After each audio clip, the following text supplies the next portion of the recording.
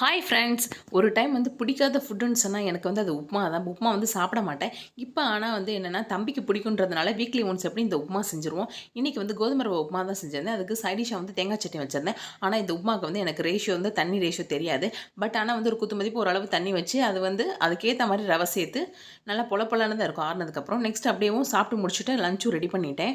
இன்றைக்கி வந்து ஸ்கூலு தம்பிக்கு நேற்று லீவ் விட்டதுனால இன்றைக்கி ஸ்கூலுக்கு போகிறதுக்காக கொஞ்சம் அடம் பிடிச்சிக்கிட்டு இருந்தான். இன்றைக்கும் மழை வரும், பெரிய மழை வரும்னு சொல்லி ஏதோ கதை சொல்லிக்கிட்டு இருந்தான். சரின்னு சொல்லிட்டு எப்படியும் சமாதானப்படுத்தி அவனுக்கு ஸ்கூலுக்கு அனுப்பியாச்சு. நெக்ஸ்ட்டு வந்து நான் ரெட் ரைஸ் மாவு வந்து ஊற வச்சிருந்தேன். அதையும் அரைச்சிட்டு நெக்ஸ்ட்டு தம்பிக்கு சாப்பாடு கொடுத்து ஸ்கூலுக்கு அனுப்புன்றதுனால இன்றைக்கி சாப்பாடு வந்து சுட சுட சாதம். அதோட வந்து எனக்கு த்ரோட் இன்ஃபெக்ஷன் ஆயிருக்குன்றதுனால நல்லா இன்றைக்கி ரசம் வச்சுருந்தேன், மிளகு ரசம். நெக்ஸ்ட்டு அதுக்கு சைடிஷாக வந்து சூப்பரான பட்டாணி உருளைக்கிழங்கு கூட்டு வச்சுருந்தேன். இது சூப்பரான காம்பினேஷன். அதோட பாயில்டு எக்கு.